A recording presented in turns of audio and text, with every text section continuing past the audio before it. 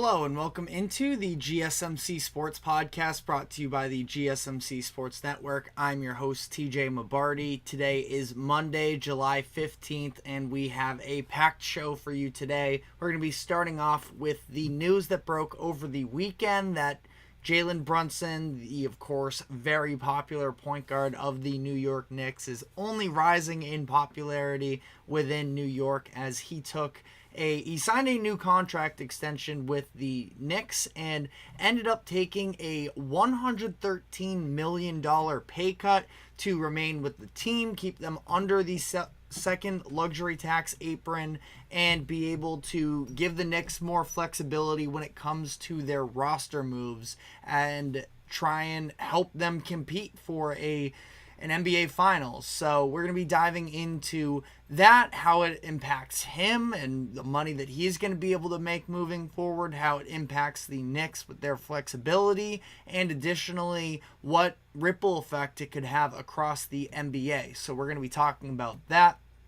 Additionally, we are going to be starting to amp up the football content as we get closer and closer to the beginning of the 2024-25 NFL season. So I'm going to start off with my first season preview, and we're going to be doing the Buffalo Bills starting in the AFC East and moving onwards from there. So we will be breaking down the Bills' upcoming season, talking about some breakout candidates as well, both within Buffalo and across the league. And then finally, we're going to be wrapping up the show with a little bit of MLB coverage, talking about the All-Star break and previewing those events, where we stand betting-wise with some of those lines, and finally talking about my Boston Red Sox and where they stand in the American League after their series win over the Kansas City Royals. But before we get into all of that, just a reminder to like, follow, subscribe wherever you keep up with us.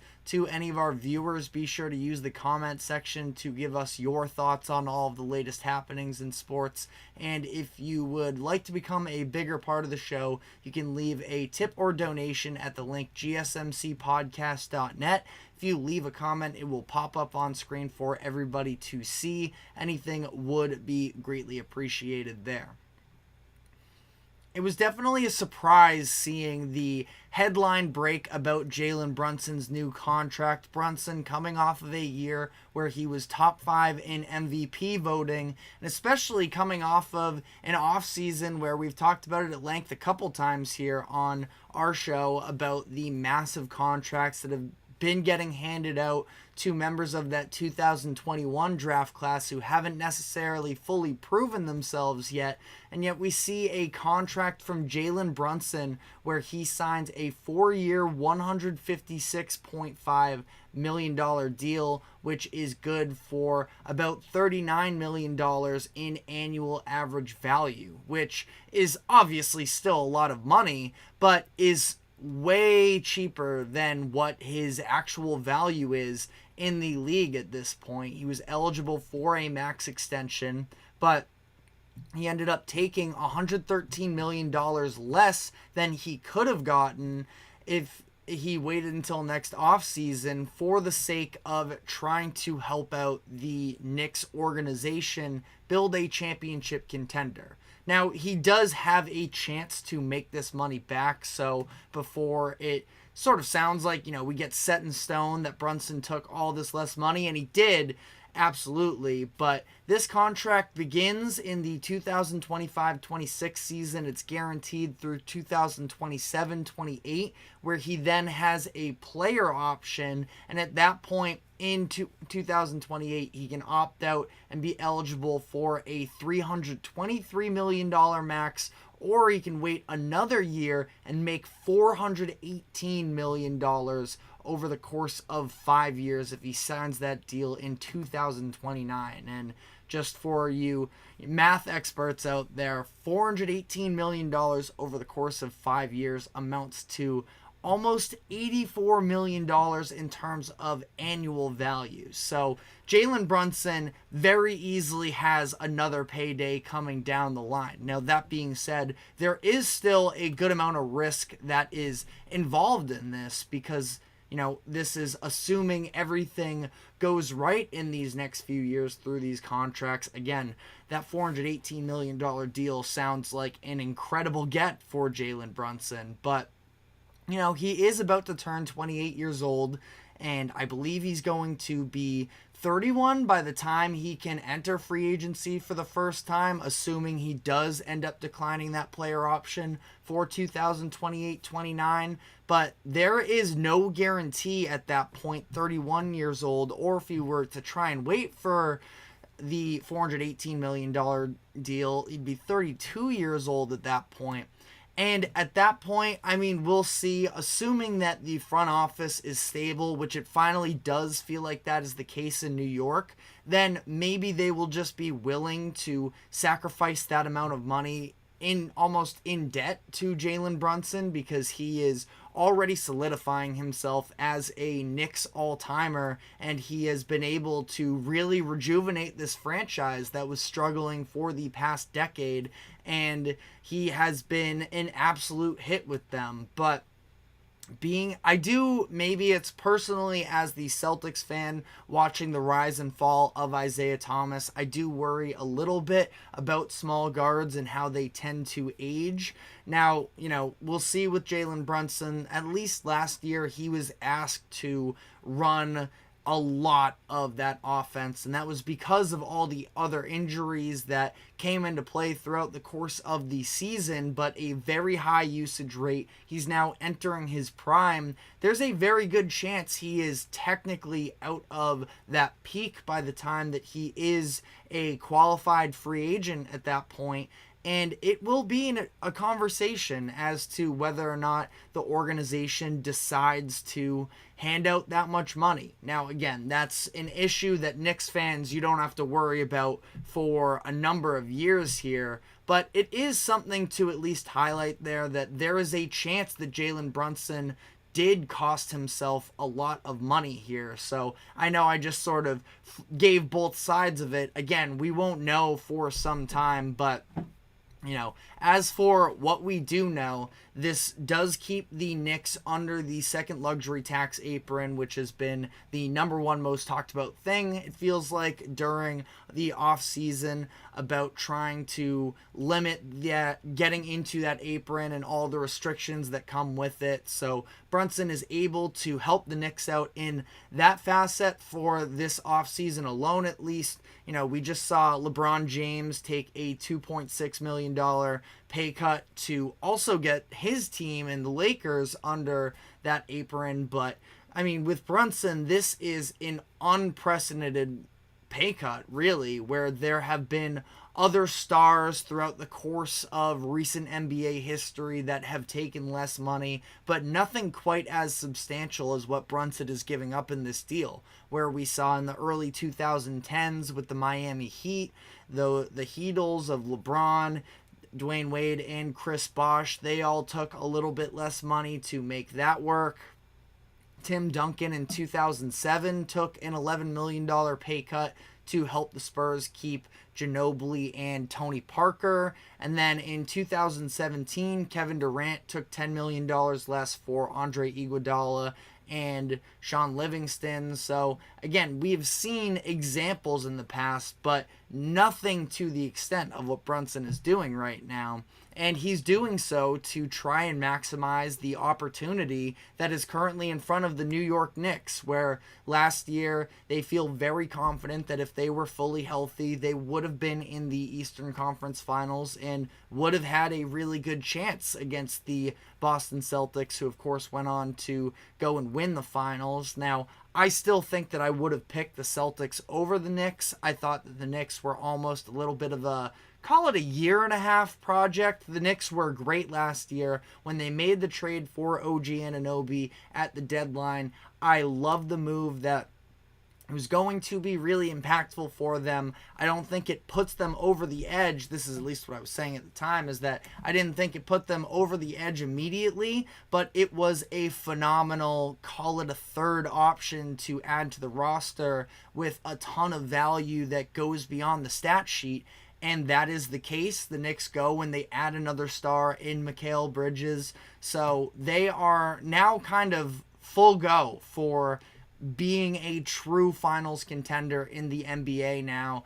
And, it's going to be a very interesting experiment to watch. Also, because, of course, the Villanova factor that plays into this. And you look at Brunson, he really is living his best life right now, where he is in his prime. He's playing with his best friends from college, trying to, pull off I wouldn't call it the impossible, but the overall likelihood of all of those players getting together at Villanova and these years later having the same level of success in the NBA would be an all-time story in my eyes. And Brunson, he is playing with his best friends for one of the most popular franchises in not just the NBA, but, American sports altogether.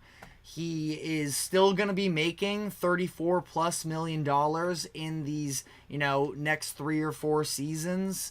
And he is going to be making a ton of money as well off of endorsements, where I almost feel like it makes him that much more likable in especially New York. But, it's a commendable thing. Now, I'm sure that to some degree the NBA Players Association doesn't see it quite as commendable, considering the fact that this could have an impact on the overall market of the NBA. Again, like I just mentioned, the second luxury tax apron is a very hot topic in the league, and it is going to be really interesting to see, considering that this is a pretty new phenomenon in the NBA, about whether or not this type of a move could set any sort of a precedent or almost reset the market in the opposite way. We always talk about resetting the market with the newest contracts that are signed, and typically it is on the expensive end of, this player, when you're this good, is worth X amount of dollars. You look at a little bit of an NFL comp here, but Jared Goff getting a $50 million deal, that's a new bar that a lot of these other up-and-coming quarterbacks are going to see that money and request that much in particular. But again, this is a little bit of an opposite situation with Brunson in the Knicks, where he took the pay cut, and now maybe there's going to be some amount of pressure on other players to be seen as team first guys and take pay cuts. The idea that this could become some sort of a standard, or that franchises could try and hold the Brunson contract over their own players to get them to take less money. Ultimately, I don't think this will ever become the standard. You're asking a lot out of people, not just NBA players, not just athletes, but people, to take significantly less money, millions of dollars, in this case hundreds of millions of dollars less, for the idea of public perception as to whether or not you're a team first guy. So I think it's going to take a lot for it to ultimately have an impact on the overall market, but it's at least something that I think is worth mentioning. And like I said before, we've seen so many of these teams already just be quick to hand out these massive contract extensions. And, the Knicks really benefited from having a player here who was willing to go a little bit in the other direction. And I think the Knicks are going to have a golden opportunity moving forward here, where in terms of contenders, they're going to be one of the few teams that feels like they have a really good chance of winning the finals that are under that second luxury tax apron next season. So that is definitely an advantage for them. And I do ultimately think that it is commendable for Jalen Brunson. Now, like I just talked about, I don't think it's fair to have this be the standard and that it's some sort of knock on a person's character if they aren't willing to take this type of a pay cut.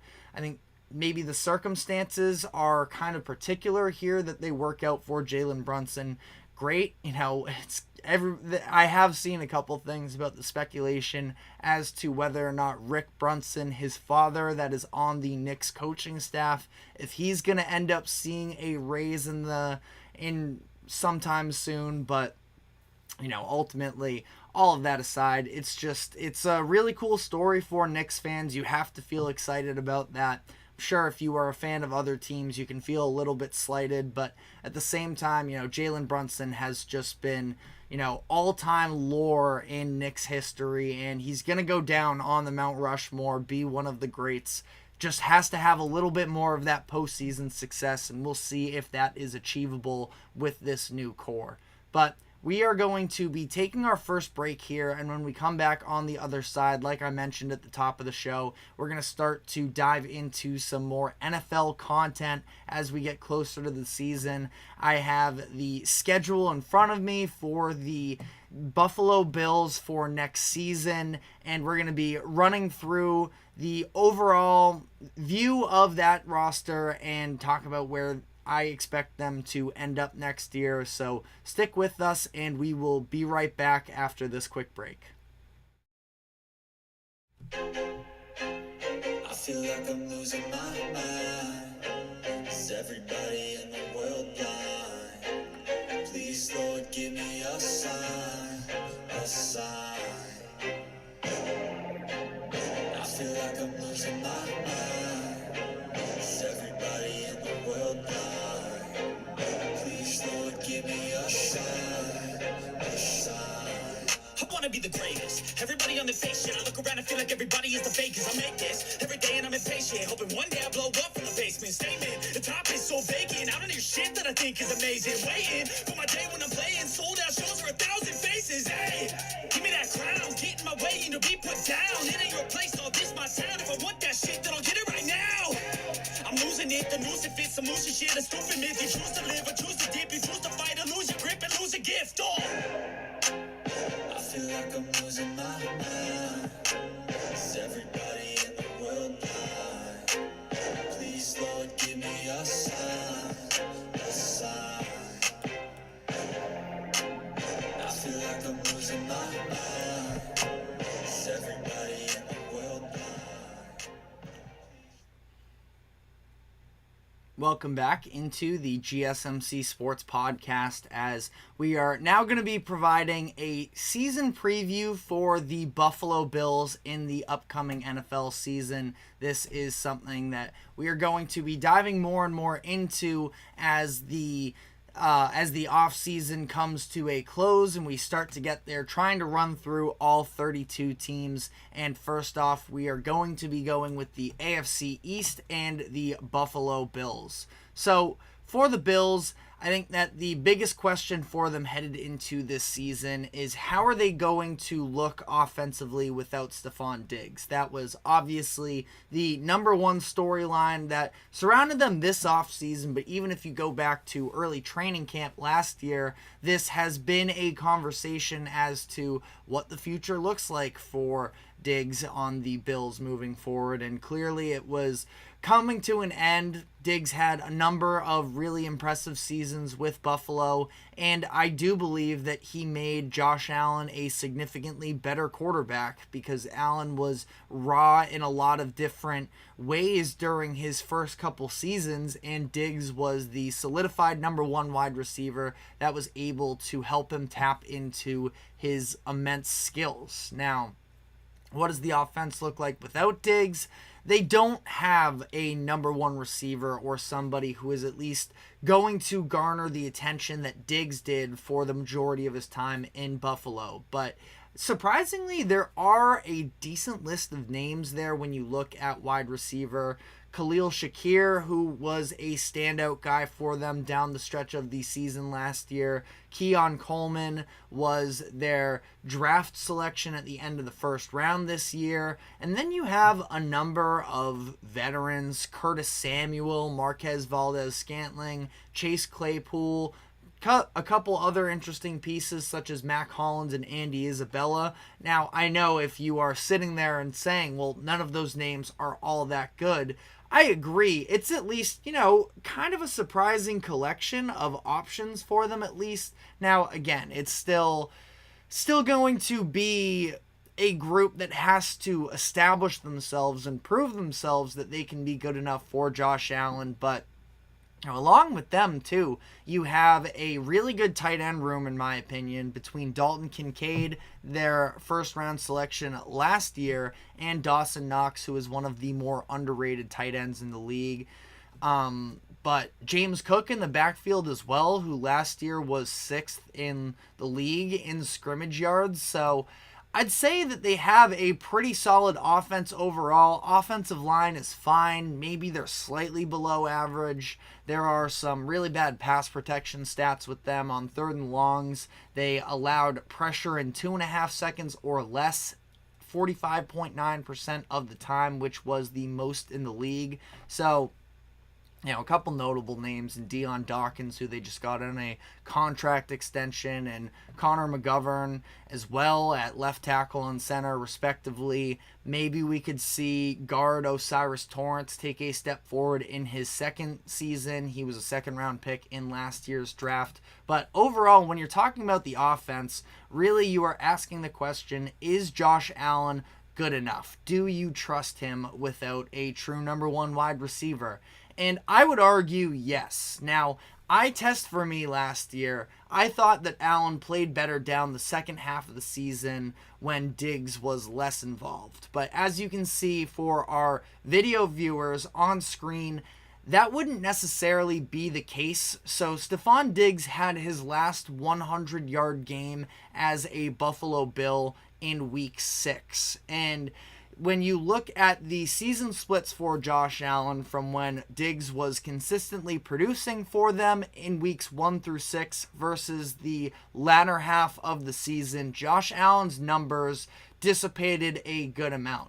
Weeks 1 through 6, 262.2 yards per game, 13 touchdowns, 6 interceptions, 71.7 completion percentage, and a 102.8 passer rating. And then in weeks 7 through 17, it was 248 yards per game, 16 touchdowns, 12 interceptions, a 63.6 completion percentage, and an 86.4 quarterback rating. And across the board, those numbers are obviously down. You look as well, 13 touchdowns and through weeks 1 through 6 versus just 16 in weeks 7 through 17. The touchdowns per game average went down there as well, 2.2 per game in 1 through 6, and then 1.5 per game afterwards.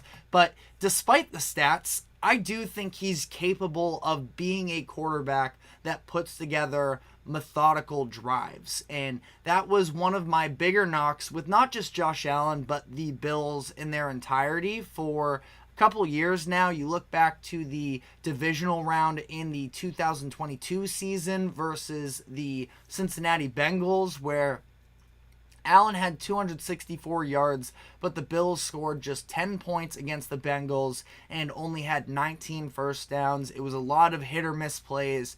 The Bills weren't at a point where they could consistently put together a string of good plays. It sort of was a home run or bust. This past year, when the Bills lost in the playoffs to the Chiefs, Allen only had 186 pass yards, but the offense looked far better in my opinion. And it obviously helps that the Bills had a real run game this time around. When they played the Bengals in 2022, Allen was their leading rusher in that playoff game with 26 yards. Devin Singletary, their lead back at the time, had just 6 carries for 25 yards. But in this Chiefs game, they didn't turn the ball over. They actually outgained the Chiefs in both yards, and they had more first downs than the Chiefs as well. And across the board, like I said, a lot of these stats would tell you that the Bills played better than the Chiefs offensively.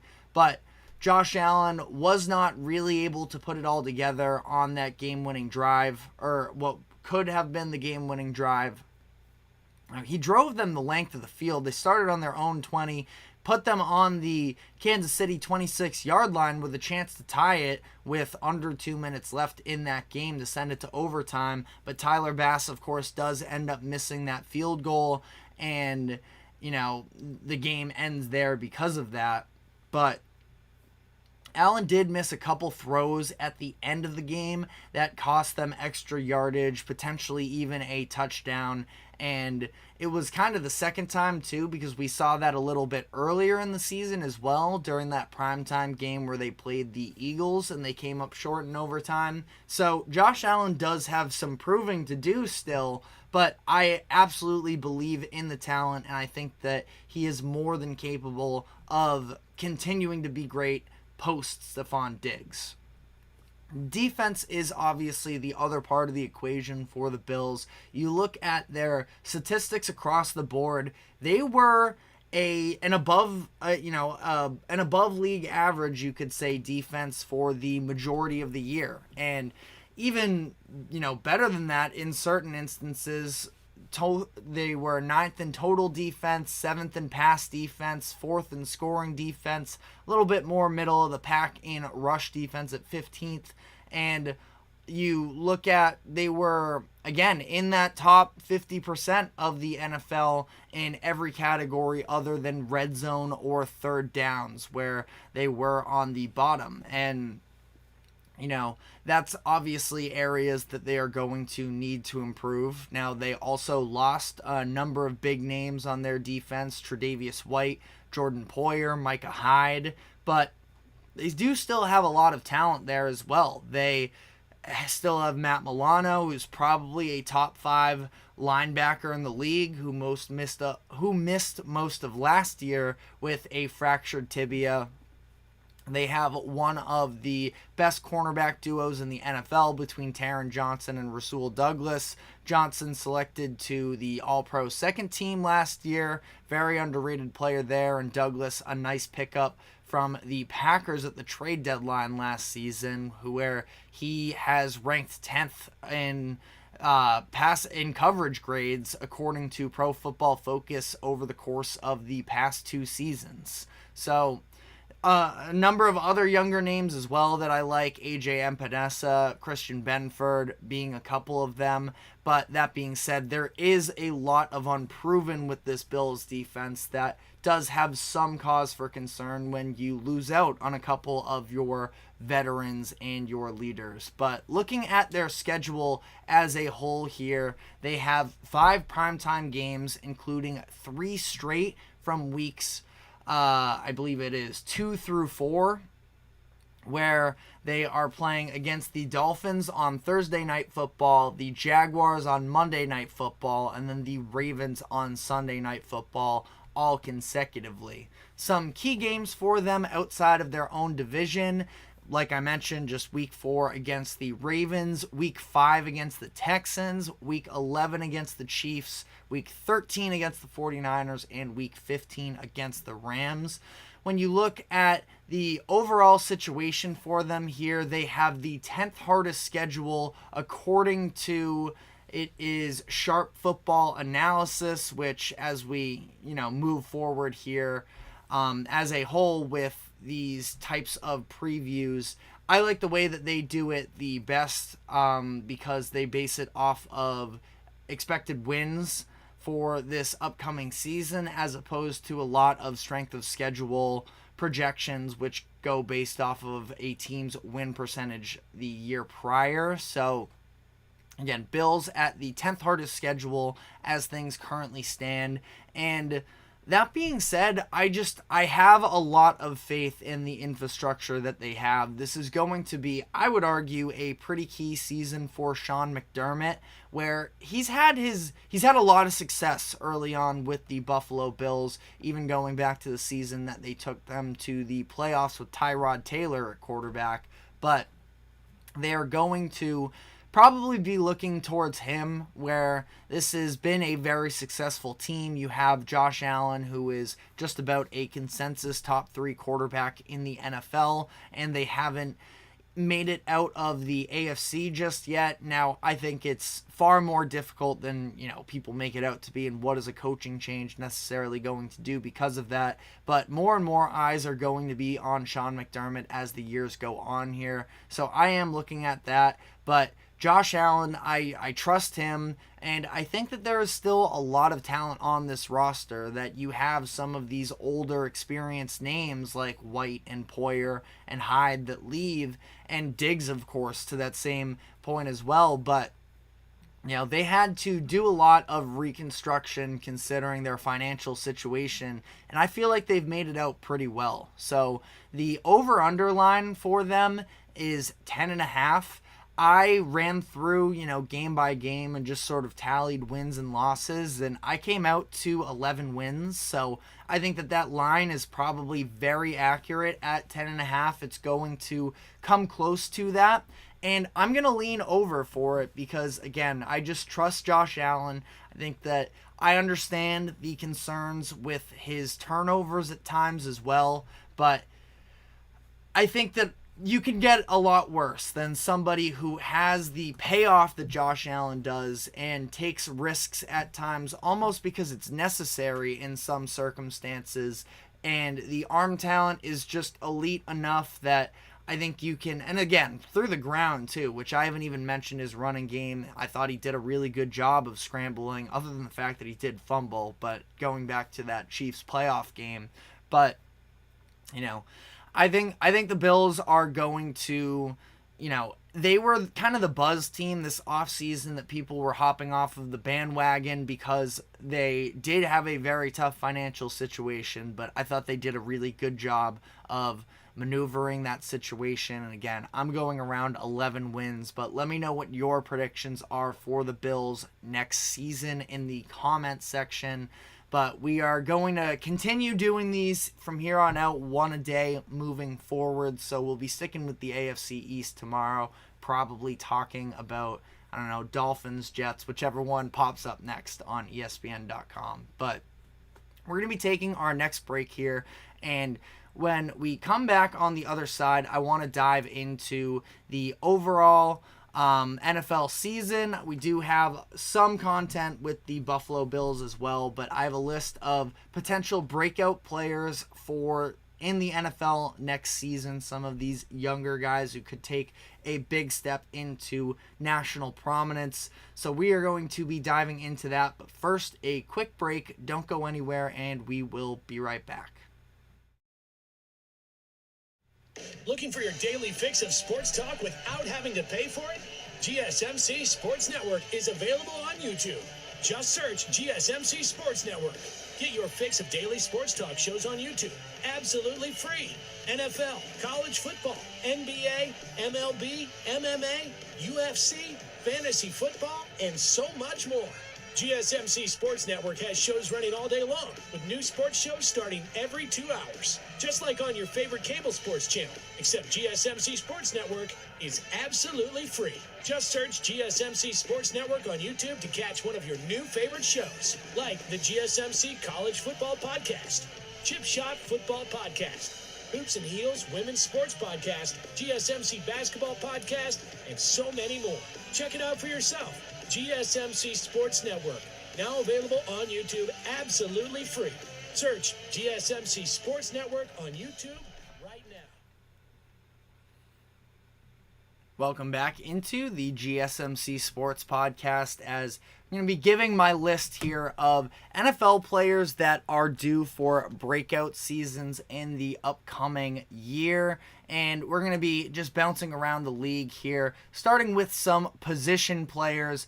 And first name I have here is Michael Wilson, wide receiver for the Arizona Cardinals. He was the Cardinals' third leading receiver last season with 568 yards behind Trey McBride and Hollywood Brown. He did so on just 38 receptions, which was good for 14.9 yards per catch. That ranks just outside the top 20 in the league at 22. And Hollywood Brown is now out in Arizona. That being said, he is going to be replaced with almost a more reliable wide receiver one in Marvin Harrison Jr., at least in my opinion. And, Hollywood, you look at, obviously, he's a big name, former first-round selection, but wasn't all that convincing of a number one. he had just 51 catches on 101 targets, so 50 incompletions looking to him. And I think that Marvin Harrison Jr. is going to be a better pro on day one than Brown was for the Cardinals last season.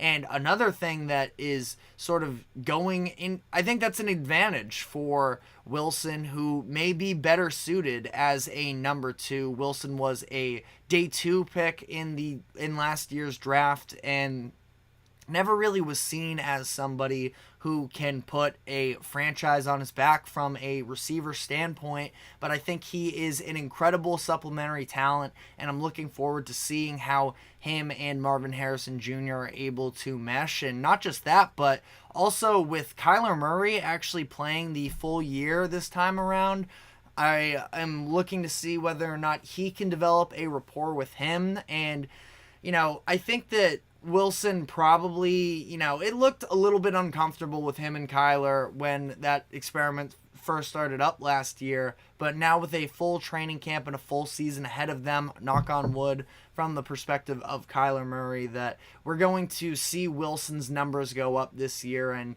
think that he can be a real contributor as this Cardinals team is sort of looking to retool and see what they actually have offensively with both Murray and the other additional skill position players on their roster. Got a couple other skill position players here. Dalton Kincaid, tight end out of Buffalo. He is, like I just mentioned, one half of a potential incredible two-man tight end duo. And when you look at Kincaid, I thought he was pretty underutilized for a lot of last season. Now, ultimately, he was able to, have 91 targets on the season as a whole, caught 73 passes, 673 yards. I kind of anticipated him being a little bit more of a red zone threat. You look at his size, he's 6'4", 240, so he's got a good amount of bulk on him, and I do think that he can develop into that more, but I also fully believe that he can play in space. I think that him and Dawson Knox are both very athletic tight ends that they're going to be able to run a variety of different looks with, so Kincaid is somebody that I was really high on when he came out of Utah last year in the draft. Bills ended up taking him in the first round, and I am definitely high on him. And I'm also high on another tight end that was taken just 10 picks after Kincaid in last year's draft, in Michael Mayer, tight end out of he was at Notre Dame. Now he just played his rookie season with the Las Vegas Raiders. And all of the eyes right now are, of course, on Brock Bowers, who the Raiders took in the first round of this past year's draft. But Bowers is somebody I feel like the Raiders are going to be able to line up anywhere.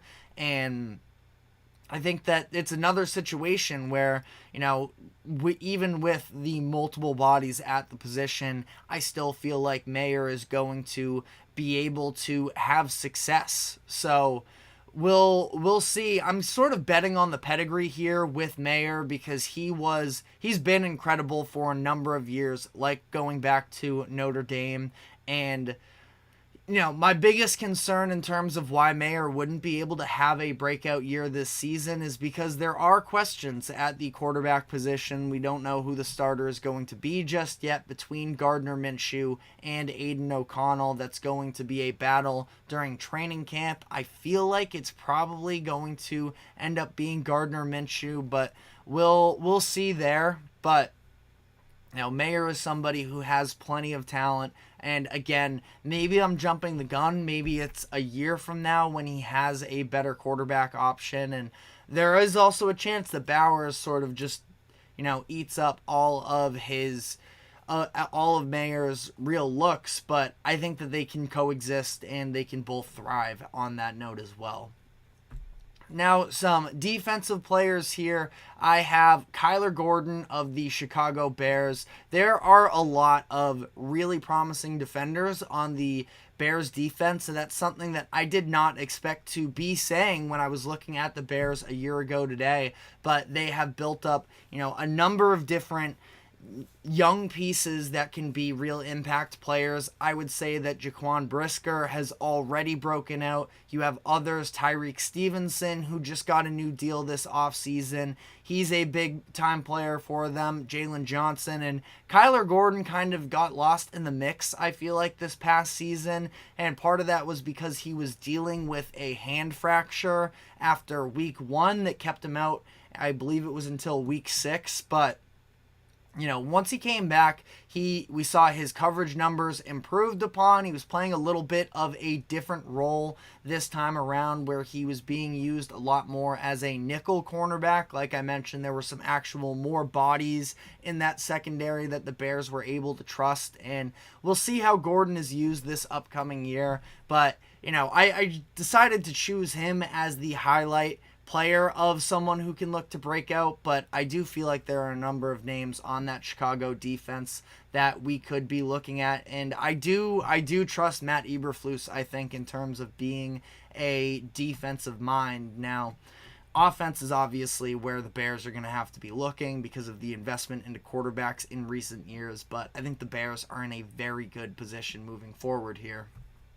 I also have Christian Gonzalez, another young cornerback playing for the New England Patriots, and he was on his way towards being, I think, Pro Bowl conversation. He was incredible at the beginning of the season, at least for what he was asked to do as well, when he ended up getting hurt in week 4 against the Cowboys. But through the Patriots' first 3 games last year, they played the Eagles, the Dolphins, and the Jets. And, Gonzalez spent the majority of his introduction to the NFL guarding A.J. Brown and Devontae Smith, Tyreek Hill and Jalen Waddle, and Garrett Wilson. And I thought he really held his own, especially how he was the number 1 option to slow down Tyreek Hill. And the job that he did in week 2, I think it was on Sunday Night Football, I thought he did a phenomenal job, and I'm expecting him to return to form. I thought that he was the best cornerback coming out in the 2023 draft at the time, and what I saw from him on the field, granted in limited playing time, was a positive that I believe is going to be able to sustain in the coming years. Tuli Tuipulotu as well, out of the Los Angeles Chargers, an edge rusher that really came onto my radar when I was watching a Patriots game, actually, and it was his 1 tackle of the game, but he was actually in on the play that injured Ramondre Stevenson. He made just an excellent play where he came off of the edge. He sort of hugged that line of scrimmage, just ran down the offensive line, and he ended up, dropping Ramondre Stevenson, and it ended up being a little bit of that hip drop tackle that the NFL outlawed this season. But I just thought the discipline and the way that he was able to crash off the edge was really impressive, and it showed an understanding of what it takes to be a run stopper, and that's backed up by the statistics as well with him, where he was 4th out of all edge rushers for defensive run stops according to Pro Football Focus last year. Somebody who has some pedigree behind him, was a 2nd-round pick in last year's draft. Could have a lot of room to grow, I think, as a pass rusher. 4.5 sacks is nothing to, laugh at by any means, but Tuipulotu is somebody that I think could continue to build on that aspect of his game and end up being a really high quality player in the NFL for years to come. Especially, again, considering the fact that, again, we'll see what happens with the pass rushing, but an edge rusher who isn't a liability in the run game is also a massive positive in my books. Now, I have some final names here that I feel like they already have broken out a little bit over last season, so we'll run through some quick ones here. Boye Mafe of the Seattle Seahawks, defensive end. He had 9 sacks last season, so this is, again, a little bit on the safer side of breakout candidates. You can argue he's already, done that, but I expect that he's going to take another step forward as well with Mike McDonald in charge of that defense in Seattle. Of course, the McDonald was the defensive coordinator for the Ravens and had a lot of success there. I believe in him as a coach, and I think that Boye Mafe is somebody with a lot of potential that is going to benefit from having, a new face in those meetings, somebody who has a defensive background and can look to unlock him a little bit more. Jeremiah Owusu-Koramoah is another player that really came on, I would say, especially in the latter half of the season. Linebacker for the Cleveland Browns, started 13 games, really started getting more consistent playing time around week 10. From then on out, he played in at least 72% of the Browns' defensive snaps, 72 tackles, 72 solo tackles, 101 combined on the year in limited playing time. He's going to be the full-time starter for Cleveland next season, and I think he can be in the ballpark of 150 total tackles this upcoming season, be in that top 10, maybe even closer to top 5. The defense was unbelievable last year, and he's somebody that I would put stock into as to being able to emerge as one of the faces for the defense moving forward. Myles Garrett gets all the credit, but they have players on all three levels. Denzel Ward in the secondary. Maybe Owusu-Koramoah is somebody who can, put himself, I wouldn't say Myles Garrett tier because he's kind of in his own stratosphere there, but somebody that is, one of the leaders of that defense for years to come. And then Ifeatu Melifonwu, another player that became a full-time starter in week 14 for the Detroit Lions, plays safety for them, and his ability to come up the field and apply pressure as a pass rusher is what jumps off the screen to me and to others as well. But the fact that he also grades out well in coverage is something that, this is a Lions defense that was far from even competent just 2 years ago, but now they have a number of young pieces that they feel like they can build around. Hutchinson is obviously the headliner there. Some of the other first, second round selections, a Brian Branch, a Jack Campbell, some of these other players, Anzalone is in there as well, but Melifonwu is a really exciting player, and I think that, he is in for another big year ahead of him. But let me know what other players you guys think are going to step up and surprise a lot of people in the upcoming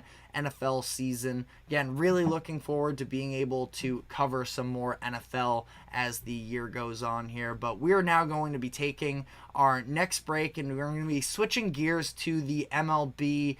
The All-Star festivities kick off tonight with the Home Run Derby. So we're going to be looking through a combination of tonight's Derby and with the All-Star game tomorrow, just some of the lines, the betting lines, and some of the things that stand out to me around the event. So we will be diving into that. But first, a quick break. Don't go anywhere. We will be right back.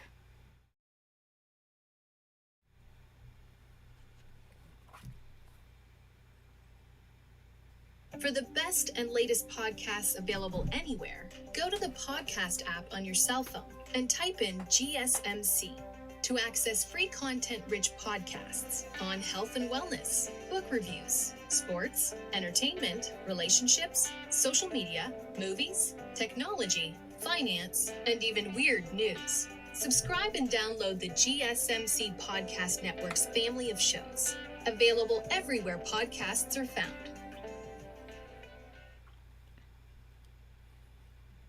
Welcome back into the GSMC Sports Podcast, and we are now going to be shifting gears, and we're going to be closing out the show with some thoughts on the MLB. It is officially the All-Star break. We had a number of things. We had the draft last night. We had the Rising Stars game take place yesterday afternoon. So already sort of into the thick of it. But in terms of pro-ready events as well, we have the Home Run Derby that is taking place tonight. So the participants there in order of betting odds: Pete Alonso is the favorite, followed up by Marcell Ozuna and Bobby Witt Jr., who are both tied for second. Gunnar Henderson, Adolis Garcia, Teoscar Hernandez, Jose Ramirez, and Alec Bohm. So we do have some changes to the format with the Home Run Derby this upcoming year. They did away with the bracket-style head-to-heads in the first couple rounds, which personally I am a huge fan of. Now, watching two of the MLB's best face off against one another is a lot of fun, absolutely. But I didn't love how, kind of the luck of the draw sometimes with the seeding where you could have, in theory at least, the second best score in the first round, and you could have been eliminated because you went up against the number one option. For all my fantasy football, or you can say fantasy baseball fans out there as well, I feel like, we've all sort of experienced those types of things where you finish second in the league in scoring, but you just got dealt a bad hand there. I just felt like there was a little bit too much luck that was tied into that. So I like that they're going back to just the 8 batters hitting. The top 4 performers go on to advance to the semifinals, and then of course from there, final 2 to the finals. But another change is that there now isn't an unlimited attempts in a given time period for each round. There is a maximum number of pitches that you can hit in the first two, in all the rounds here. It's a maximum of 40 pitches in the first 2 rounds, and then a max of 27 pitches in the finals. There, it's either you hit those or your clock runs out. In the first 2 rounds, it's 3-minute timers. The finals, it is 2 minutes.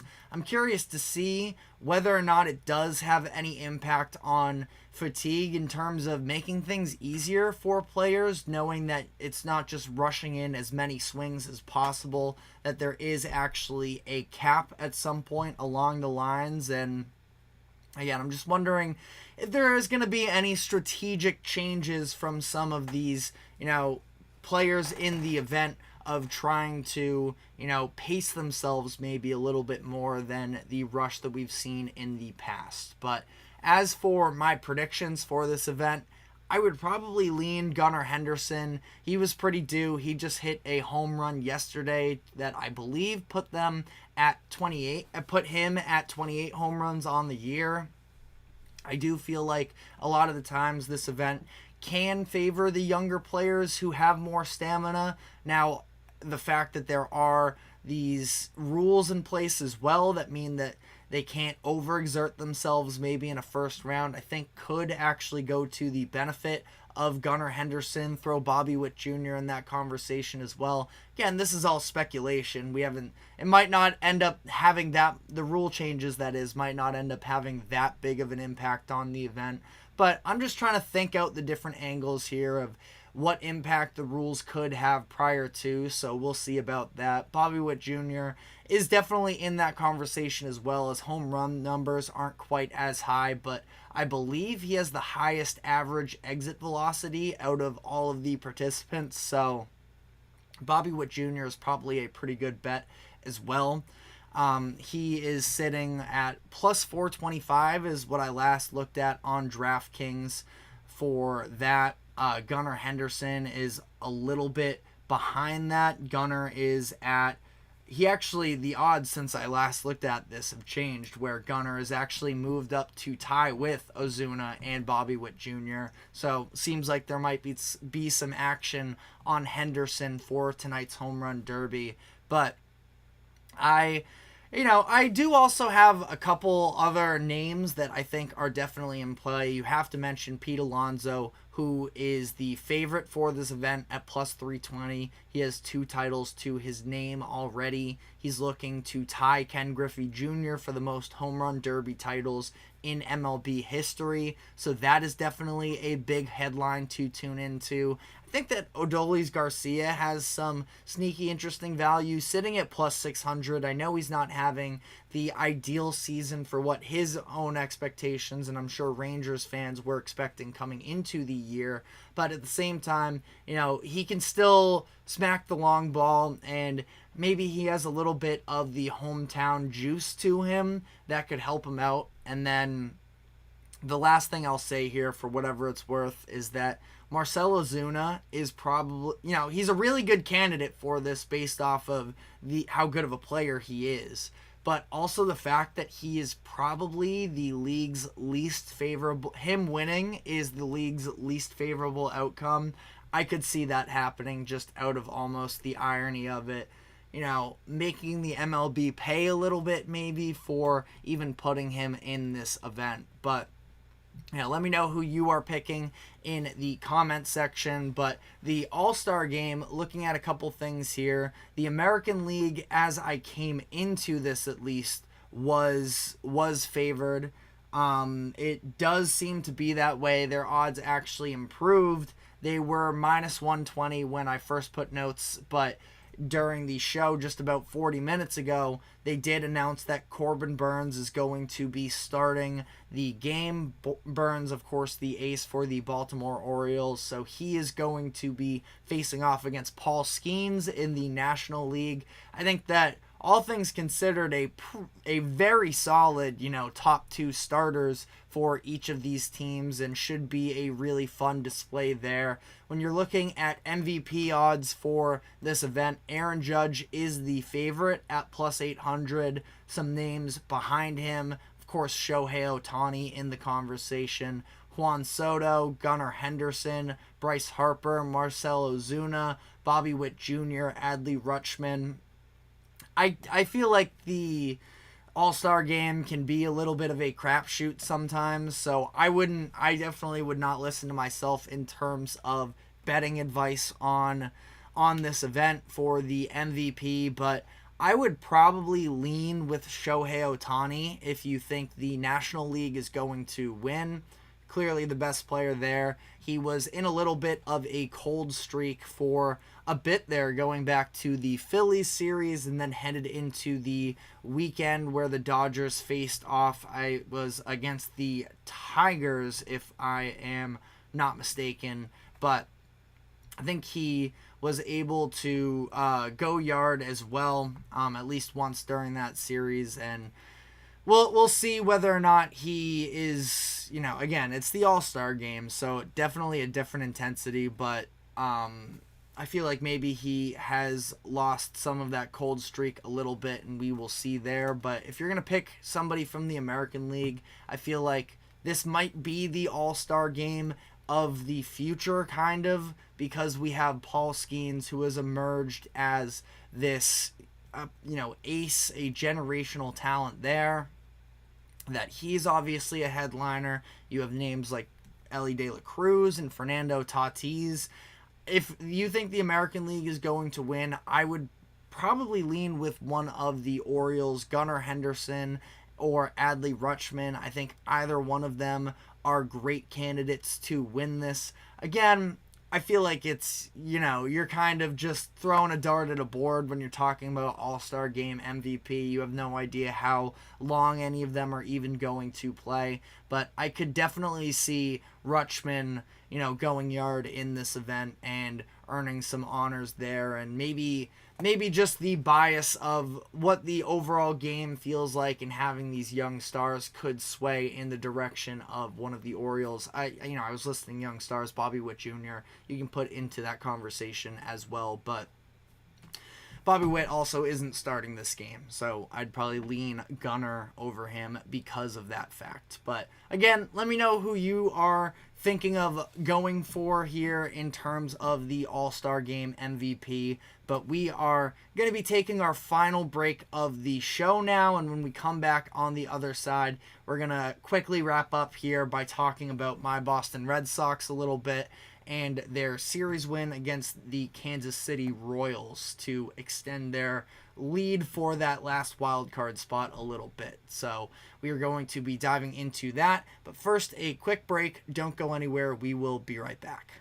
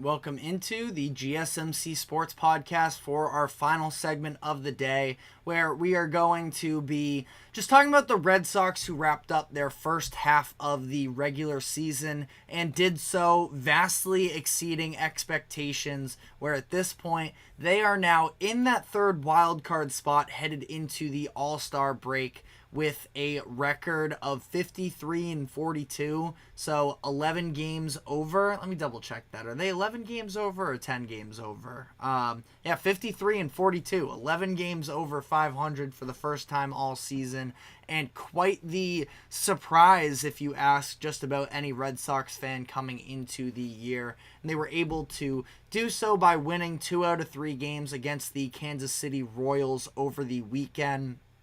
They end up dropping game 1 in this series, which really, as soon as it started and you got off to that ugly start in terms of the, it was right around the 4th inning probably. I mean, the Sox did actually have the lead early on in this game where they were up 4-1 after the 2nd inning, but ultimately it just didn't really feel like that was ever really going to be the game. It was Cooper Criswell making his first start in the majors in just about a month versus Cole Reagans, who is a very solid left-handed pitcher, and we just talked about on Friday how the Sox have tended to struggle against left-handed pitching this season.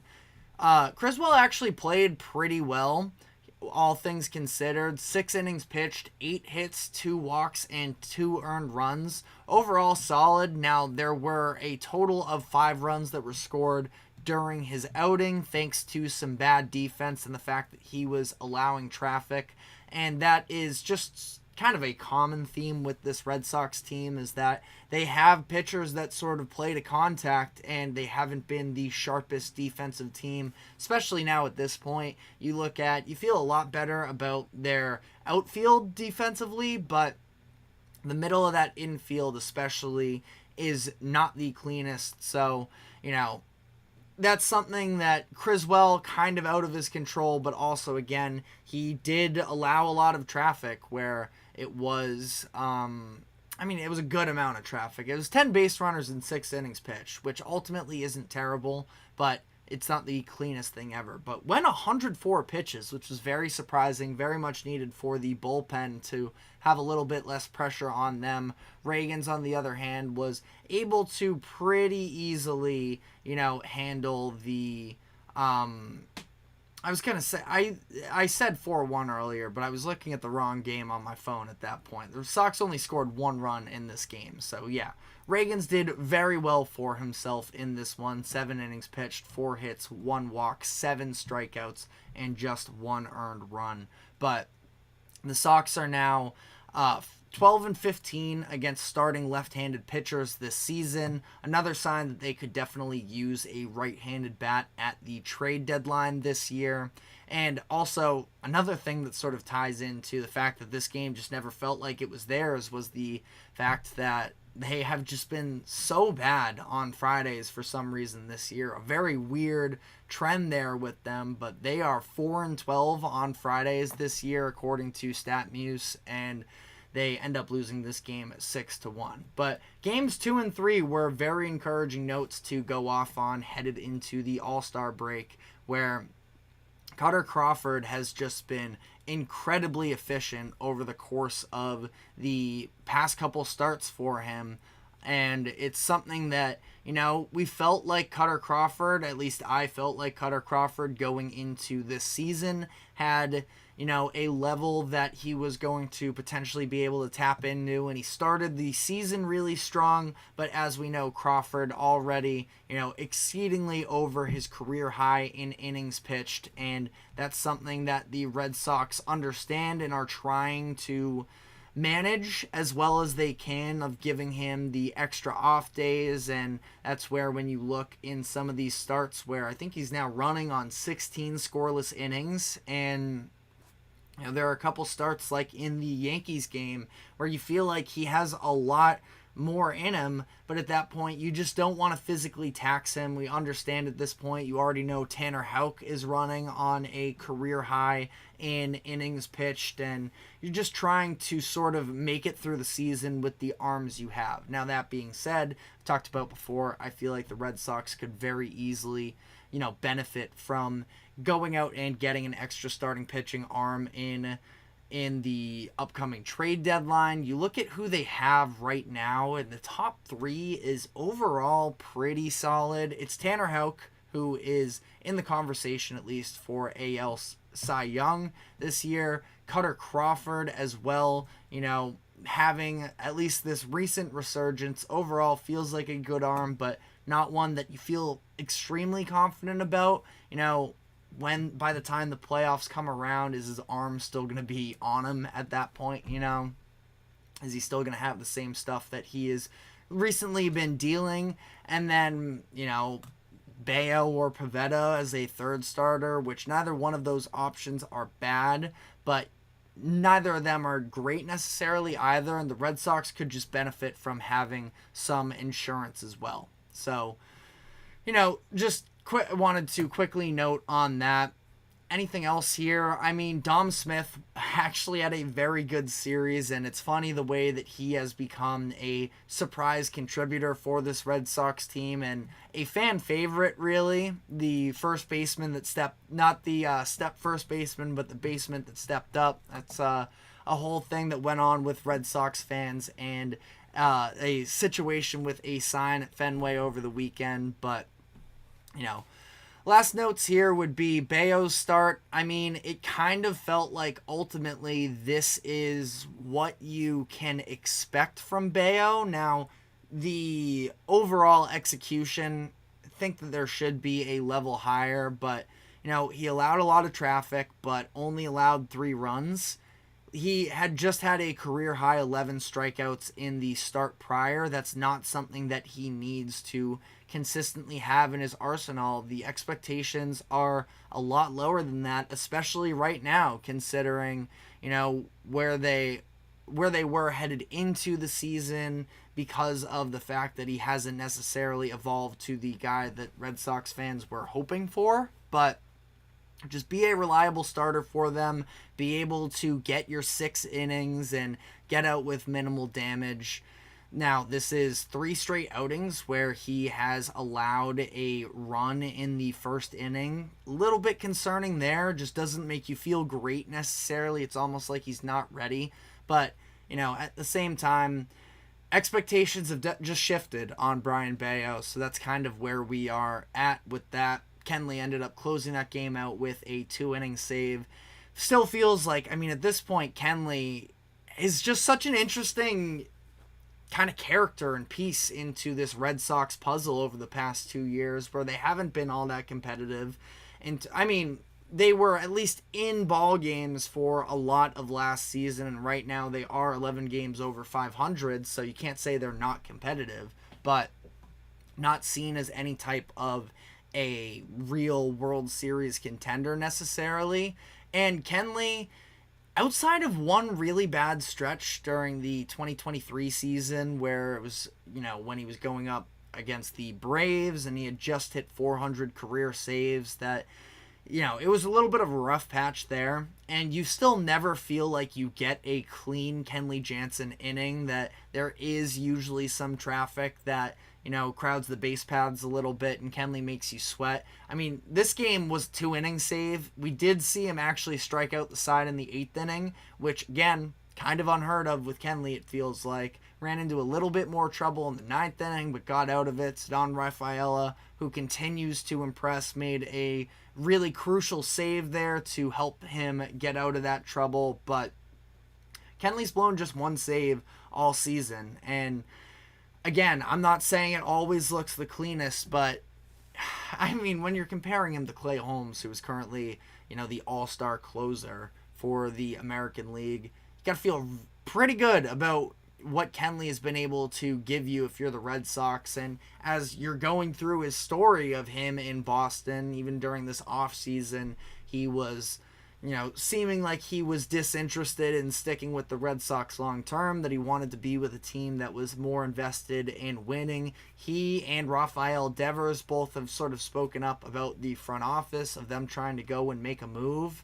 and feels like there might be a little bit more momentum of them actually buying a little bit, which is something that I was not expecting. I still don't want to get my hopes up necessarily that they are going to make some moves at the deadline, but it's at least a conversation now. And Kenley, just overall to round out this thing, it's been pretty bumpy, and it hasn't exactly been the perfect fit for him in Boston, but he has gotten the job done time and time again. And the Red Sox are, if they're going to try and be competitive this year, having him is an important part of that equation. But again, Red Sox finish off the first half of the season with a 53-42 record in that third wild card spot. 1 game back of the Yankees, 4.5 games back of the Orioles. Any Red Sox fan would take that coming into the year. So we'll see how much they are able to,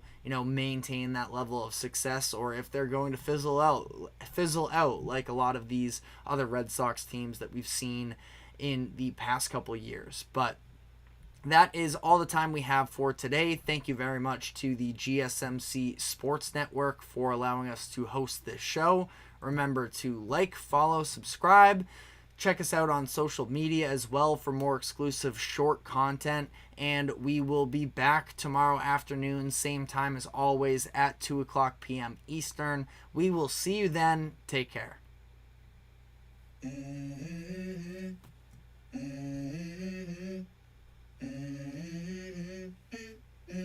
Let's go. I wake up to a little bit of drool on my pillow, feel like it's gonna be a bad day. Yeah, I'm tired of shit, and the coffee ain't hit yet, damn, ain't that great.